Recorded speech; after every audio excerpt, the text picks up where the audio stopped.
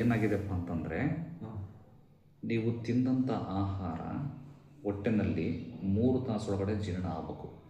ಅದು ಜೀರ್ಣ ಆಗ್ತಾ ಇಲ್ಲ. ಯಾವಾಗ ಜೀರ್ಣ ಆಗಲ್ವೋ ಆ ಆಹಾರ 3 ತಾಸಿನ ನಂತರ ಕೊಳಿತದೆ. ಕೊಳೆತು ಅದರಲ್ಲಿ ಗೋಬರ್ ಗ್ಯಾಸ್ ಉತ್ಪತ್ತಿ ಆಗುತ್ತೆ. ಆ ಗ್ಯಾಸ್ ಉತ್ಪತ್ತಿ ಆಗಿರೋಂಥದ್ದು ಕೆಳಗೆ ಹೋಗುತ್ತೆ.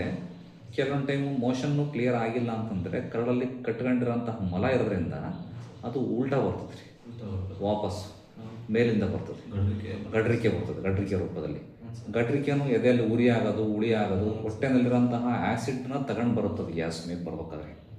ಇಲ್ಲೆಲ್ಲ ಸಂಕಟ, ಸುಸ್ತು, ಆಮೇಲೆ ಮೋಷನ್ ಕ್ಲಿಯರ್ ಆಗಲ್ಲ, ಹೊಟ್ಟೆ ಟೈಟ್ನೆಸ್ ಆಗೋದು. ಟೈಟ್ ಆಗುತ್ತೆ ಸರ್. ರಾತ್ರಿ ಒಂದು ಮಲಗಿದ ಮೇಲೆ ಒಂದು ಟೈಮ್ ಎಚ್ಚರ ಆಗುತ್ತೆ ಸರ್. 2 ಗಂಟೆ 2 ಗಂಟೆ ಅಲ್ಲಿಂದ ಮತ್ತೆ 5 ಗಂಟೆ 5:30 ತನಕ ನಿದ್ದೆನೇ ಬರಲ್ಲ. ಒಂಥರ ಬೈದಾಟ, ಗಾಬರಿ. ಒಂದ್ಸರಿ ಎದೆ ಬಡಿತ ಜಾಸ್ತಿ ಆದಂಗೆ ಆಗೋದು, ಭುಜ ನೋವು ಬರೋದು, ವಾಂತಿ ಬಂದಂಗೆ ಆಗೋದು. ಅಬ್ಬಳಿಕೆ ಬರುತ್ತೆ, ವಾಂತಿ ಆಗಲ್ಲ. ಒಂದು 5 ನಿಮಿಷಕ್ಕೆ ಅಬ್ಬಳಿಕೆ. ಆಮೇಲೆ ತಲೆ ಒಂಥರ ಫ್ರೆಶ್ನೆಸ್ ಇರಲ್ಲ, ಕಣ್ಣು ಮಂಜಾಗೋದು, ಒಂದ್ಸರಿಗೆನೆ ತಲೆ ಜೋಲಿ ಬಂದಂಗೆ ಆಗೋದು, ಜೋಲಿ ಬಂದಂಗೆ ಆಗೋದು. ಇದೆಲ್ಲದೂ ಕೂಡ ಡೈಜೆಷನ್ ಪ್ರಾಬ್ಲಮ್ ಇಂದನೇ ಆಗೋಂಥದ್ದು. ಯಾವಾಗ ನಾವು ಡೈಜೆಷನ್ನ ಸರಿ ಮಾಡ್ತೀವಿ ಇದೆಲ್ಲ ಸಮಸ್ಯೆಗಳು ಸರಿ ಹೋಗ್ತವೆ.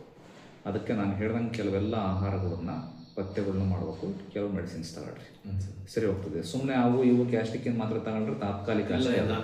ಈಗ ಎಷ್ಟು ವರ್ಷಗಳಿಂದ ಇದೆ ಪ್ರಾಬ್ಲಮ್ ಹೇಳ್ರಿ? 5-6 ವರ್ಷದಿಂದ ಇದೆ. ಎಲ್ಲ ರಕ್ತ ಪರೀಕ್ಷೆ, ಮಲ ಮೂತ್ರ ಪರೀಕ್ಷೆ ಎಲ್ಲ ಮಾಡಿಸಿದಿರಿ? ಏನು ಮಾಡಿಸಿಲ್ಲ. ಮಾಡಿಸಿದ್ರು ಕೂಡ ನಾರ್ಮಲ್ ಅಂತಾನೆ ಬರೋದು.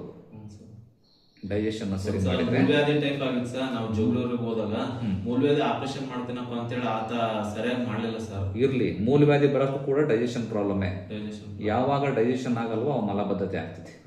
ಮಲಬದ್ಧತೆ ಆಯಿತು ಅಂತಂದ್ರೆ ನೀವು ಪ್ರೆಷರ್ ಜಾಸ್ತಿ ಆಗ್ತೀರಿ ಲ್ಯಾಟ್ರಿನ್ಗೆ ಹೋದಾಗ. ಆವಾಗ ಪ್ರೆಷರ್ ಹಾಕಿ ಮೂಲವ್ಯಾಧಿ ಆಗ್ತದೆ. ಗ್ಯಾಸ್ಟ್ರಿಕ್ಕನ್ನು ಅಥವಾ ಡೈಜೆಷನ್ ಪ್ರಾಬ್ಲಮನ್ನು ಸರಿಪಡಿಸಿದ್ರೆ ಗ್ಯಾಸ್ಟ್ರಿಕ್ಕು ಸರಿ ಹೋಗುತ್ತೆ, ಪಿತ್ತನೂ ಸರಿ ಹೋಗುತ್ತೆ, ತಲೆ ಸುತ್ತು ಸರಿ ಹೋಗುತ್ತೆ, ಜೊತೆಗೆ ಮೂಲವ್ಯಾಧಿನೂ ಸರಿ ಹೋಗ್ತದೆ. ನಾನು ಹೇಳ್ದಂಗೆ ಕರೆಕ್ಟಾಗಿ ಮಾಡ್ಕೊಂತ ಹೋಗ್ರಿ, ಓಕೆನಾ? ಇದಕ್ಕೆ